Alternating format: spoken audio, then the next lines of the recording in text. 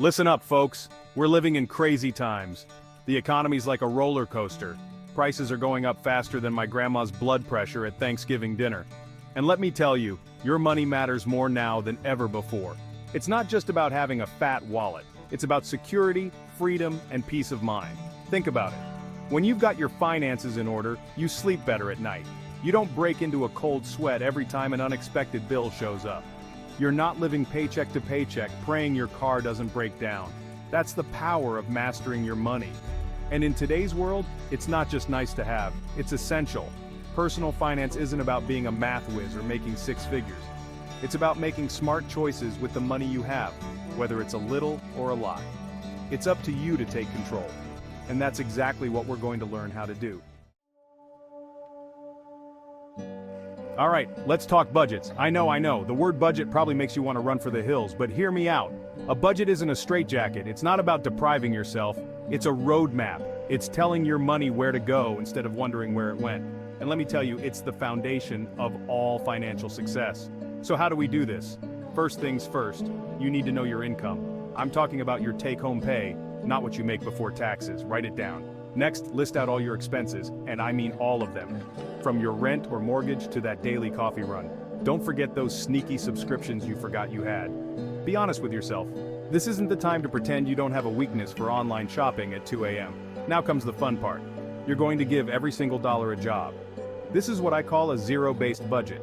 Your income minus your expenses should equal zero. But here's the kicker. You decide where that money goes. The important thing is to stick with it. Let's talk savings, people. And no, I don't mean the loose change you toss in a jar. I'm talking about real, purposeful saving. It's your financial safety net, your ticket to peace of mind. Think about it. Life has a funny way of throwing curveballs when you least expect it. Your car breaks down, your roof starts leaking, you lose your job. Without savings, these surprises can send you into a financial tailspin faster than you can say credit card debt. So, where do we start? With an emergency fund. This is your first line of defense against life's unexpected expenses. Aim to save $1,000 as fast as you can. This is your starter emergency fund. It might not cover a major disaster, but it'll handle most of life's little emergencies without you having to reach for the credit card. Once you've got that, you're going to work towards saving 3 to 6 months of expenses. Yeah, I know it sounds like a lot, but remember, we're playing the long game here. Now let's talk about how to actually save this money. First, make it automatic. Set up a direct deposit from your paycheck into a separate savings account. Out of sight, out of mind. You can't spend what you don't see. Second, look for ways to boost your savings. Maybe you can pick up a side hustle, or maybe you can sell some stuff you don't need anymore. Every little bit helps. Start building your financial safety net today.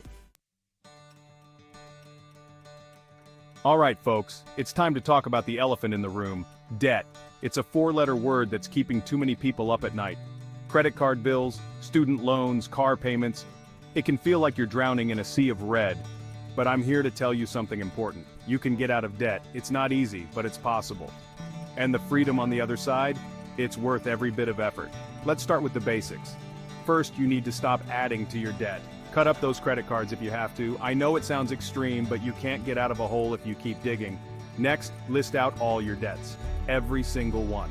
Write down how much you owe, the interest rate, and the minimum payment. This is your battle plan. Now, there are 2 main strategies for tackling debt: the debt snowball and the debt avalanche. The debt snowball method is my personal favorite. Here's how it works. You pay minimum payments on all your debts except the smallest one. For that one, you throw every extra dollar you can at it. When that debt's paid off, you take the money you were putting towards it and apply it to the next smallest debt. It's like rolling a snowball down a hill.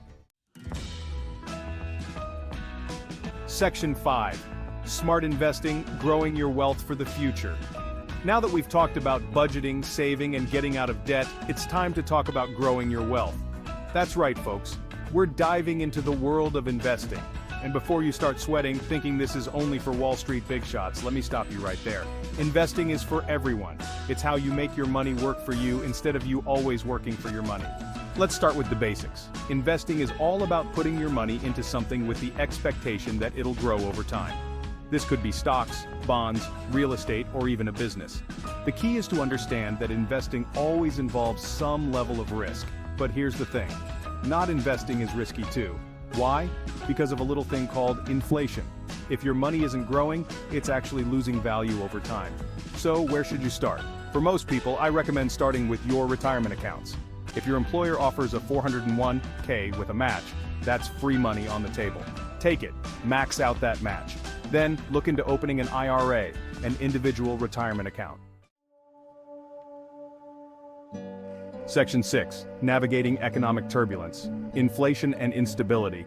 All right, folks, it's time to talk about the elephant in the room, the economy. These days, it feels like we're on a financial roller coaster, doesn't it? Inflation is running hotter than a firecracker on the 4th of July, and economic instability seems to be the new normal. But don't panic. We're going to talk about how to navigate these choppy waters. First, let's talk inflation. Simply put, inflation means your money doesn't go as far as it used to. That gallon of milk costs more than it did last year. Your dollar buys less. It's like a silent thief, sneaking into your wallet and stealing your purchasing power. So what can you do? Well, for starters, you need to make sure your income is keeping pace. If you haven't had a raise in a while, it might be time to have a conversation with your boss, or consider developing new skills to increase your earning potential. But it's not just about earning more. It's about being smarter with what you have. Remember that budget we talked about? It's time to revisit it. Look for areas where you can cut back. Maybe you can find a cheaper cell phone plan, or maybe it's time to cancel some of those streaming services you never watch. Section 7. The power of financial education, continuous learning. Listen up, folks. We're about to talk about something that's near and dear to my heart, financial education. Now, I know what some of you might be thinking. Dave, I'm out of school. I don't need more education. But let me tell you something. When it comes to money, the learning never stops. The financial world is always changing, and if you're not keeping up, you're falling behind. Think about it. How much did you learn about money in school? For most people, the answer is not much. We learn algebra and history, but nobody teaches us how to balance a checkbook or understand a mortgage. That's why it's up to us to take charge of our own financial education. And the good news is, there are more resources out there than ever before. So where do you start?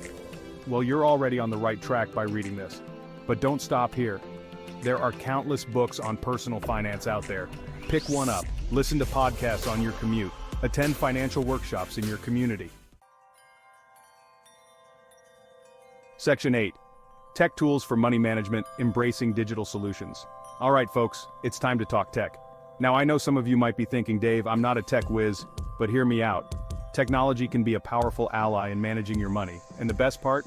You don't need to be a computer genius to use it. There are tools out there that can make budgeting, saving, and investing easier than ever before.